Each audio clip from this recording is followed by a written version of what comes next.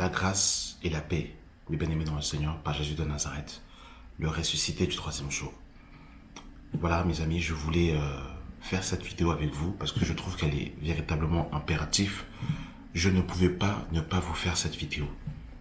Je trouve que nous sommes dans des temps qui sont vraiment très compliqués et tous les éléments s'emboîtent, tout, s'enchaîne.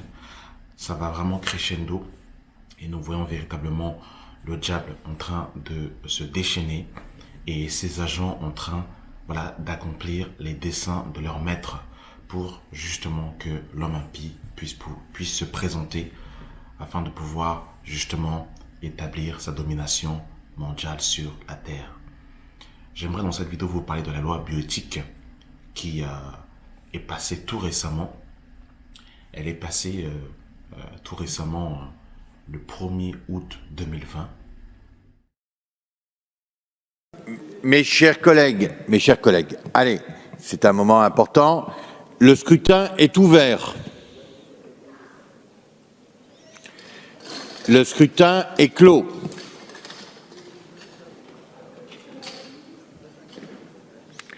Résultat. Votant 101, exprimé 97, majorité 49, à voter pour 60, à voter contre 37.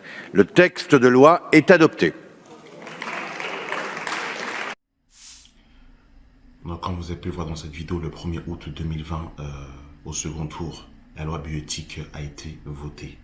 Qu'est-ce que la loi bioéthique ?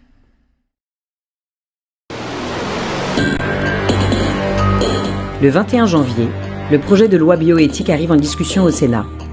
L'article 17 autoriserait la création de chimères animal-homme. Il a déjà été voté en première lecture à l'Assemblée nationale. Une chimère, qu'est-ce que c'est ? C'est une créature formée de cellules humaines et de cellules animales. Le nom chimère vient de la mythologie antique. Si la loi était votée, que se passerait-il ? Des cellules humaines seraient greffées sur des embryons d'animaux qui seraient réimplantés et se développeraient jusqu'à leur naissance. Dans quel but ? L'idée est que des animaux fabriquent des organes humains pour compenser le manque d'organes disponibles pour les greffes humaines. En injectant des cellules humaines à un embryon de porc, celui-ci pourrait développer un pancréas ou un cœur humain après la naissance. Est-ce vraiment possible ? D'après la recherche menée aux USA, un embryon de porc combiné avec des cellules humaines est aujourd'hui viable jusqu'à 4 semaines de gestation. Et demain ? Quels sont les risques ? Créer une conscience humaine chez l'animal et brouiller la frontière entre les espèces. Il suffirait que des cellules humaines migrent vers le cerveau de l'animal. Transmettre des maladies animales à l'homme. Plusieurs institutions ont déjà tiré la sonnette d'alarme sur les questions éthiques posées par de telles transgressions. Que faut-il exiger des parlementaires ? Il faut exiger un moratoire sur ce projet de loi, l'adoption dans la Constitution du principe de précaution pour la procréation humaine et la filiation. En conclusion, aujourd'hui, la compétitivité de la France est en jeu. Pour autant, faut-il fouler du pied les interdits fondamentaux pour des enjeux financiers ? Voulons-nous jouer aux apprentis sorciers ? L'écologie, le retour au respect de la nature et de l'environnement font l'unanimité. Mais pourquoi ce principe de précaution ne s'applique pas à l'espèce humaine ? Cela vous inquiète ? Rendez-vous le 19 janvier à Paris. Plus d'infos sur afc-france.org. Comme vous pouvez le voir dans cette vidéo, la loi bioéthique est une loi terrible qui permet de pouvoir faire un mélange entre la semence de l'homme et l'animal. On appelle ça des chimères. Donc là, c'est un mix, un mélange entre l'homme et l'animal. Je ne sais pas, mes amis, où est-ce que nous allons. On ne peut pas me dire ici que ce qui se passe est normal. Depuis que le monde existe, mes amis, nous sommes arrivés à un point de péché, d'abomination terrible. Et rappelez-vous que le Seigneur avait dit dans sa parole que l'homme ne devait pas avoir de relation avec un animal parce que cela était abominable. Et là, clairement, ils veulent faire un mélange entre l'homme et l'animal afin de pouvoir récolter justement des membres comme des organes comme le pancréas, etc., etc. C'est grave. Le pire de tout ça, c'est que dans cette loi bioéthique, il sera possible, écoutez bien mes amis, il sera possible qu'une femme puisse avorter un enfant à 8 mois ou même à 9 mois. Là, nous avons dépassé de loin Sodome et Gomorrhe. Là, véritablement, le dieu Moloch est véritablement assis sur son trône et va récupérer de plus en plus des enfants. C'est terrible. C'est terriblement terrible. Vous savez, même quand les enfants sont avortés à 3 mois et des fois un peu plus, ils font des choses abominables avec les enfants. Je vous laisse suivre une vidéo de 2 minutes. Vous allez voir ce que ces personnes, ces élites font avec, les fœtus, font avec les enfants qui sont avortés. Regardez, mes amis, c'est abominable. Âme sensible, abstenez-vous. Je vais vous dire ce qui est marqué comme preuve numéro 41.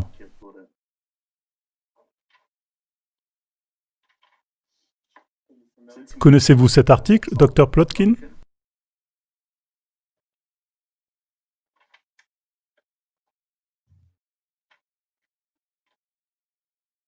Oui, Êtes-vous cité comme l'auteur de cet article?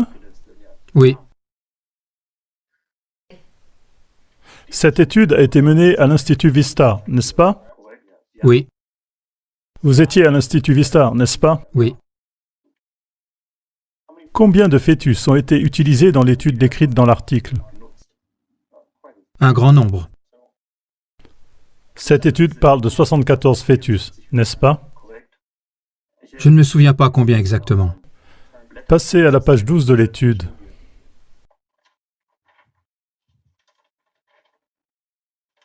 Eh bien, 76. 76. Et ces fœtus étaient tous âgés de 3 mois et plus lorsqu'ils ont été avortés, correct? Oui, Et il s'agissait de fœtus ayant un développement normal, n'est-ce pas? oui. Quels organes avez-vous récoltés sur ces fœtus? Eh bien, je n'en ai pas prélevé moi-même, mais le personnel a récolté toute une série de tissus. Et ces morceaux ont ensuite été coupés en plus petits morceaux, n'est-ce pas? Oui, Et ils ont été cultivés? oui, Ok. Et certains de ces morceaux de fœtus étaient des hypophyses. Et ceux-ci ont ensuite été découpés en d'autres morceaux, oui, y compris les poumons du fœtus. oui, Même la peau, oui, les reins, oui, la rate, oui. le cœur et la langue. Je ne me souviens pas exactement, mais probablement que oui. Je veux m'assurer que je comprends bien. Ce n'est qu'une étude. Dans toute votre carrière, permettez-moi de vous poser à nouveau cette question. Avec combien de fœtus avez-vous travaillé pendant toute votre carrière? Voilà, vous venez de voir par vous-même ce qui se fait dans les coulisses. Et vous avez vu comment est-ce que les médias sont en train de nous endormir avec le masque, sont en train de nous endormir avec le taux de contaminés. Comprenez mon langage, je ne suis pas en train de dire que les personnes qui ont le corona, le Covid, c'est rien, parce qu'il y a des personnes qui sont mortes de cette maladie. Mais je pense véritablement que ce qui se passe actuellement, la montée, de contaminés. Parce que dans les contaminés, vous avez des personnes qui sont asymptomatiques, c'est-à-dire qu'ils ont des symptômes, mais qui ne sont pas, ils vont pas spécialement la transmettre et surtout, ils vont pas spécialement en mourir. Donc vous avez effectivement un nombre de cas qui augmente, mais quand vous regardez le nombre de décès, il n'augmente pas plus par rapport au mois de février, au mois de mars, au mois d'avril, où là il y avait véritablement un nombre incalculable de personnes qui mouraient, où les hôpitaux étaient complètement débordés, il n'y avait même plus de lits. Là on n'est pas spécifiquement dans cette même configuration-là.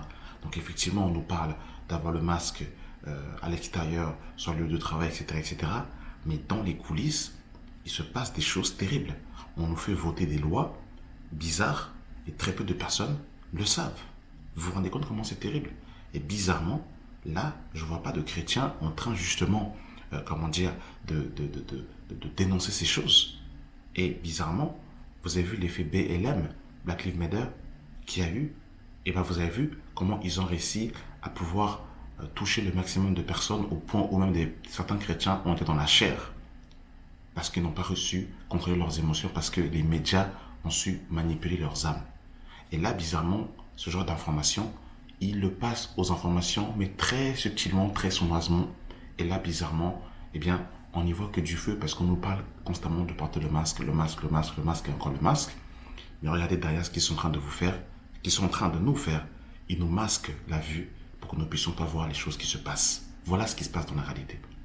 Et vous avez des gens au Parlement, comme Éric Dupont, je crois qu'il s'appelle comme ça, corrigez-moi dans l'espace commentaire si je me suis trompé, qui dit des choses abominables à l'Assemblée nationale. Suivons.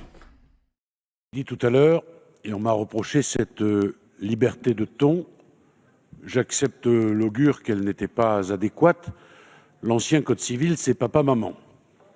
On a poussé des cris d'orfraie en me disant « mais non, c'est pas comme ça ». Alors je vais le dire autrement, je vais le dire de façon plus ministérielle peut-être, si vous me permettez cette expression.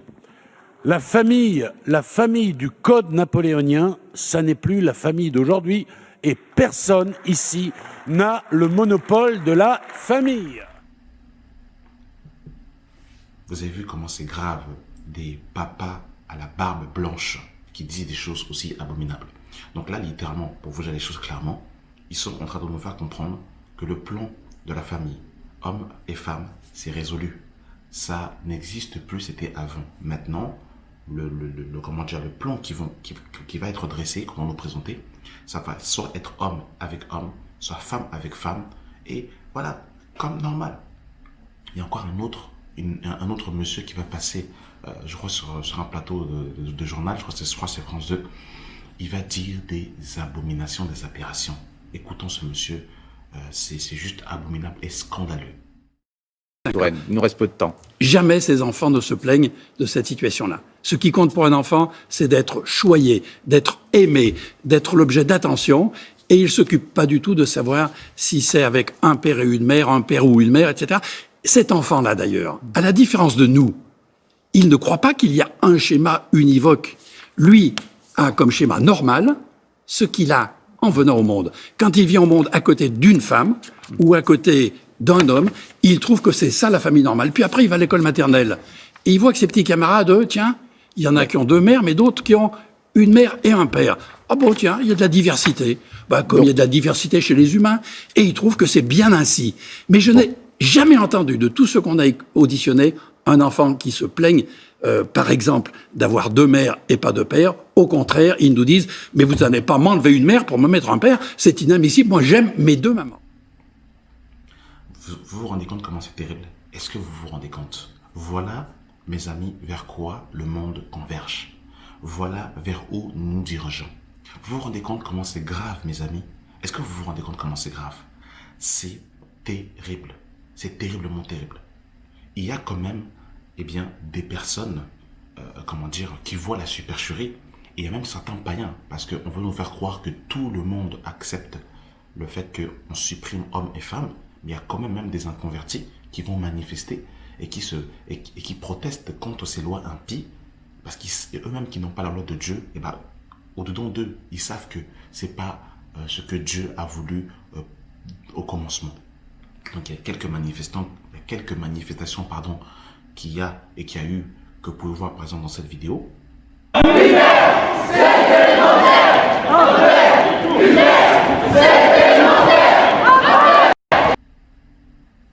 Et il y a aussi, eh bien, voilà, des personnes qui voient loin et qui voient que derrière ces soi-disant possibilités, égalité, manque de jugement, etc., etc., il y a certaines personnes qui voient clairement que derrière cela, il y a un plan qui veut être mis pour pouvoir justement imposer une nouvelle race à l'humanité. Et cet homme qui justement a été interviewé va rapidement le dire suivant l'intervention de cet homme. Le détail. Le philosophe travaille plutôt sur le terrain de la civilisation. C'est-à-dire que ce qui se passe là, ça donne l'impression d'être un petit détail, juste une petite chose, un grain de sable. On est juste en train de dire, bon, on le déplace comme ceci ou comme cela, ce grain de sable. En fait, le grand projet, c'est le transhumanisme. C'est ce qui est en jeu. Est-ce qu'on accepte ou non le transhumanisme? La question, elle est là. C'est-à-dire qu'on commence à toucher ceci, puis cela, puis ceci, puis cela. On se dit, mais il y a ceci, mais ça implique cela, puis etc. Donc, évidemment, quand on veut vraiment faire avancer ce projet, on ne va pas dire, nous sommes les candidats du transhumanisme. On va juste dire que pour des raisons d'égalité, il faut bien que les femmes qui ne puissent pas avoir d'enfants aient des enfants. Puis après, on dira pour des raisons d'égalité, il faut bien que 2 femmes puissent avoir un enfant. Et vous dites que le projet dans le fond, par exemple, de la République En Marche, qui a proposé cette révision de loi bioéthique, c'est le transhumanisme? Oui. Vous dites que le projet de fond, c'est ça? Oui, bien sûr. C'est ce vers quoi on va. C'est-à-dire qu'il y a un grand projet de société, il y a un grand projet de civilisation qui n'est pas dit. Les communistes annonçaient, les nazis annonçaient, enfin quand il y avait des révolutions radicales, on disait voilà, on fait la révolution radicale pour ce genre de projet.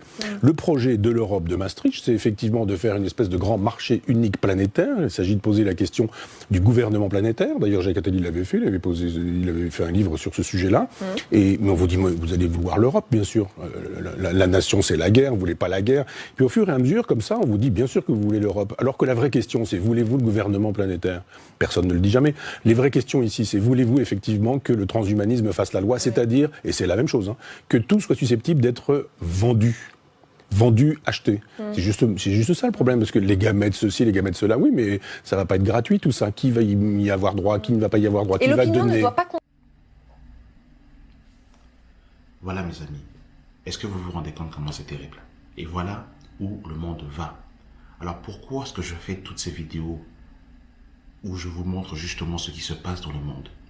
Alors, c'est déjà dans un premier temps pour nous interpeller, pour nous dire que quand la Bible nous dit que je reviens bientôt, quand Jésus dit je reviens bientôt, ce n'est pas une blague. Si au temps des apôtres, Paul pouvait dire Maranatha, le Seigneur est proche, à combien plus forte raison nous qui sommes arrivés au temps de la fin? Lorsque vous voyez par exemple des lois comme ça qui sont votées, mes amis, vous pouvez être sûr et certain que le Seigneur est obligé d'intervenir et qu'il va intervenir. Je nous rappelle que Sodome et Gomorrhe a été détruit à cause de la débauche, de l'impudicité de ces choses. Je nous rappelle aussi que dans Genèse chapitre 6, quand Dieu a détruit la terre avec le déluge, eh bien, les fils de Dieu, littéralement les anges, avaient quitté leur demeure pour aller s'accoupler avec les femmes. C'est-à-dire en fait que Jésus est clair, il dira qu'avant son retour, eh bien, ce qui s'est passé au temps de Noé se repassera. Là, nous arrivons à des temps fâcheux, des temps terribles. La Bible nous dit même aussi, elle compare même le retour de Christ à ce qui s'est passé au temps de Sodome et Gomorrhe. Vous voyez, mes amis, que nous avons dépassé de Sodome et Gomorrhe. L'homme qui pense être sage est devenu fou. Donc, le but de ces vidéos, c'est pas de nous mettre la peur par rapport au retour de Christ. Parce que c'est vrai que j'ai fait pas mal de séries de vidéos où je dis que Jésus revient. Le but, ce n'est pas de nous faire peur. D'ailleurs, si nous avons peur du retour de Christ, nous devons vraiment nous examiner, parce que Paul parle justement du retour de Christ dans 1 Thessaloniciens chapitre 4, et il dira justement, consolez-vous les uns les autres par ces paroles. Donc, le retour de Christ est notre espérance. Nous devons nous consoler par ces paroles. Et nous attendons, et nous attendons justement le retour de Christ. Ça, il faut bien le comprendre. Mais vraiment, là où j'ai vraiment voulu nous interpeller, attirer notre attention, c'est véritablement sur le fait que nous sommes à la fin, le monde vit ces derniers instants. Et je pense sincèrement que nous sommes la génération qui verra les événements des temps de l'Apocalypse s'accomplir sous nos yeux. Je pense véritablement qu'il est temps que nous puissions commencer à parler de la prophétie biblique et commencer à parler des temps de la fin, parce que c'est le message du temps. Il est temps aussi que l'Église se prépare, que l'Église se sanctifie, que l'Église se réveille. Mon frère, ma soeur, c'est plus le temps de dormir. La cour de récré est finie. C'est fini. Il n'y a plus le temps là. Là, il faut que tu te réveilles, mon frère, ma soeur. Il faut que tu prennes ta réserve d'huile. Il faut que tu prennes ton zèle, mon frère, ma soeur, parce que ce n'est plus le temps de vivre dans le péché. Ce n'est plus le temps de vouloir réussir, de vouloir régner dans ce monde. Nous devons nous préparer, mes amis, parce que là, je ne sais pas quoi penser, je ne sais pas quoi dire. Voilà, mes amis. C'était vraiment une vidéo pour nous interpeller. Pas pour nous faire peur, pas pour que nous puissions nous sanctifier dans un sens charnel, mais que nous puissions avoir une prise de conscience et réaliser ce qui se passe dans les coulisses. Ce qui se passe dans les coulisses. Voilà ce qui se passe dans les coulisses. Parce que demain, mes amis, ils seront capables de faire des choses impies, de pouvoir en fait piquer des femmes qui ont un enfant de 7 mois et de dire que finalement l'enfant était mal formé pour prendre les organes, pour tuer les personnes. On ne sait pas qu'est-ce qu'ils veulent faire derrière. Leur plan machiavélique impie. Voilà, vous avez vu des personnes qui sont à la tête de notre gouvernement, des personnes qui ont bac plus 40, qui ont bac plus 60. Voilà leur pensée complètement impie qu'ils ont. Et ces personnes vous parlent de famille. Eux-mêmes, des fois, ont une famille qui est complètement déréglée.